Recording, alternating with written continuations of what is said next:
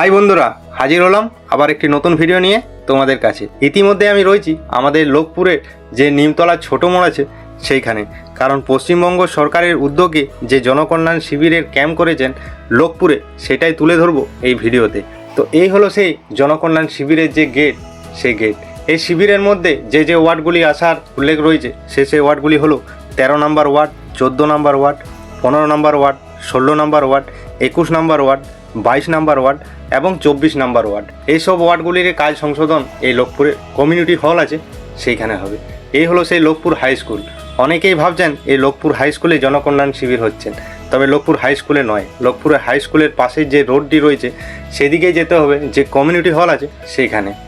তো এই শিবিরের কাজ 3 দিন ধরে চলবে, 15, 16, 17, মানে সোমবার, মঙ্গলবার এবং বুধবার, 3 দিন ধরেই চলবে। আসার পর এরকম দুটি রাস্তা দেখতে পাবে তোমরা, কিন্তু বাঁ দিকে যে রাস্তাটি আছে সেদিকে যাবে।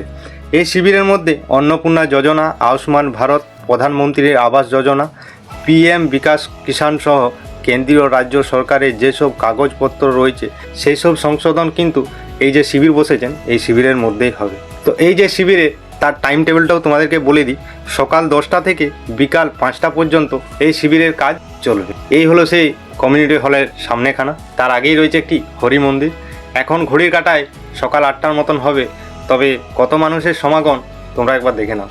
এখন থেকে কিন্তু অনেকে এসে উপস্থিত হয়েছেন। আবার বলছি, যে যে ওয়ার্ডগুলি এখানে আসার উল্লেখ রয়েছে, যেমন 13 নম্বর ওয়ার্ড, 14 নম্বর ওয়ার্ড, 15 নম্বর ওয়ার্ড, 16 নম্বর ওয়ার্ড, 21 নম্বর ওয়ার্ড, 22 নম্বর ওয়ার্ড এবং 24 নম্বর ওয়ার্ড।